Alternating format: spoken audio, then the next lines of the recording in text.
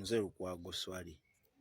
Yes, ekisooka mwebale nnyo gye mutuusaako engalo yonna gye muli. Buli Munnayuganda n'abo abatali Bannayuganda naye nga mulwanirira enkyukakyuka ez'omuggondo zijje mu Uganda. Okay? Electoral Commission is not in charge of actually manning up, organizing akalulu ke tugendamu aka 2026.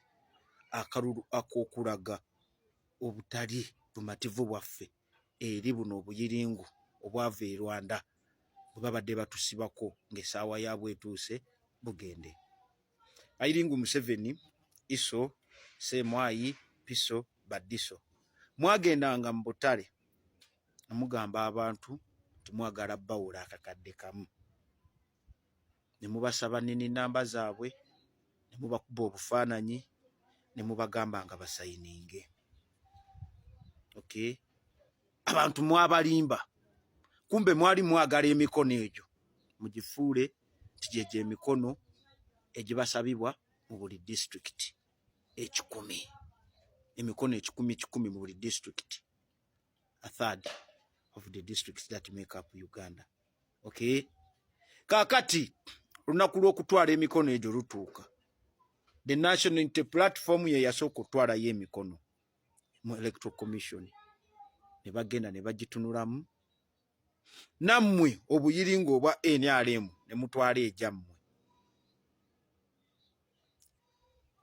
Abantu betwogeddeko nabo abasinga bagamba Iso, Ssemwayi, mwagendanga nga mutiisatiisa abantu babawe emikono.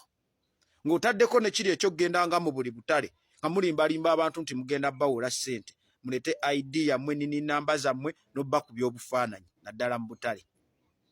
Emikono egyo mwagikwata n'obufaananyi bw'abantu ne nini namba zaabwe bye mwatwala ku ID, gye mwatwala mu Electoral Commission. In the process of verifying emikono, Electoral Commission yeesaze mu mbeera nti abamu ku bantu ate be mwajjako nini namba zaabwe ne ID mu butale ne mu bifo ebirala nga mubasuubiza obbawula akakadde bateeke mu bizinesi zaabwe. Beesanze nga Nuupu bagiwa emikono ne Kayiringu Museveni nga naye baamuwa emikono. Yeeyo context emu ku mbeera Electoral Commission mwe yagambidde nti emikono gya Nuupu tegiwera. Okay? Ntegeerekese.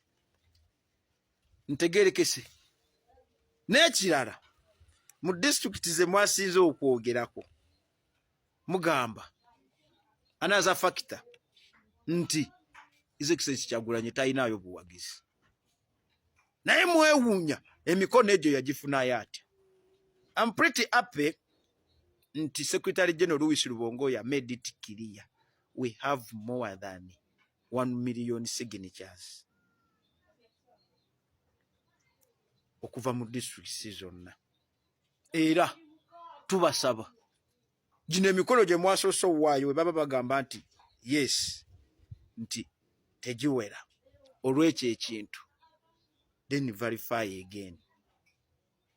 Tubeere ne seti z'emikono nti 10 nti ye mu district tubeeremu n'emikono sets ezikola 10 bande ezikola 10 nga 2. Buli we beekwasanga mwe mubawa emirala ate nga tegifaanagana ne gino gye mubawadde. So woba omanyi nti oli Munnayuganda mwezo districts ze baayogedde nga babayise muwe pate emikono emirala, making sure nti ID yo tewagiwaako mu buyiringo obwo. Tolina banka yonna gye wagenda kwewolamu n'ogiwaayo kuba ebyo byonna buno obwa Iso byonna bwabikutte bwe bawadde obuyiringo bw'NRM. Okay? Making sure nti tewakwata ku ID yo nini namba yo bufaananyi bwo ne signature yo n'ogiwa obuyiringo obwo abajja kati okukola emikono emirala egiri fresh. Buli mwana yenna atatakabanira enkyukakyuka. Okay?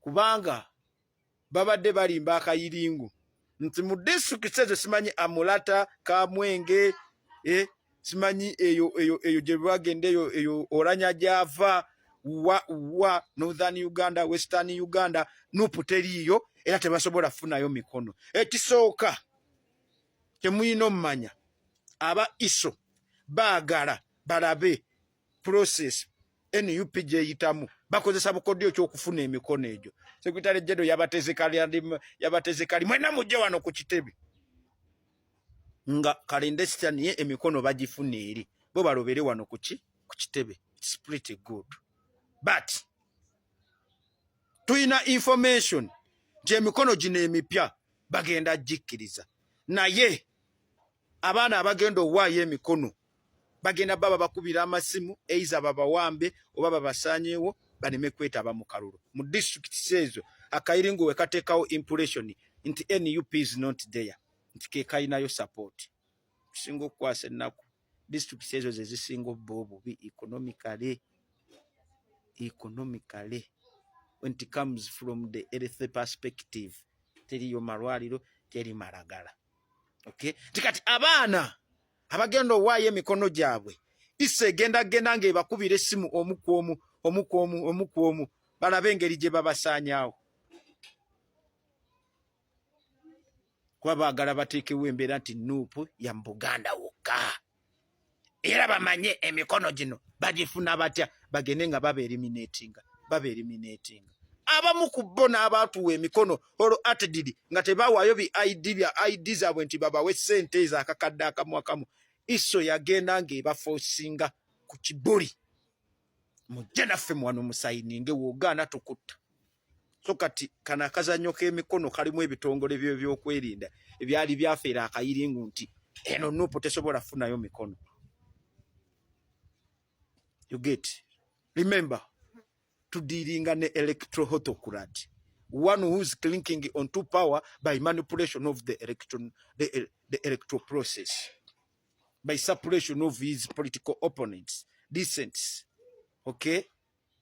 Censorship of the media, suppression of the media. Yeah? Okulemesa abamuvuganya okwetaaja, okuteekawo embeera. Tugenda mu kalulu nayo already SFC coming up. How dare you sembu SFC by force yegenda okuwa a presidential candidate? SFC the one we know a militia group. Kairingo Museveni gyakozesa okuterrorizing abannansi, okuwamba abantu, okubakidnappinga, n'okubakuba amasasi, n'okubba White Chief General Adiweya, okuba abantu. Ugamba oti ambu that militia should take over security. Then what is the relevance of the Electoral Commission in as far as actually providing solution to each and so providing security to each and every nominated candidate is concerned? Or you know, kubawa security personnel with police patrols armed with men. Okay, Goje Oturagembu, you want to have influence and control of the electoral process. Wacha ujinga hapa.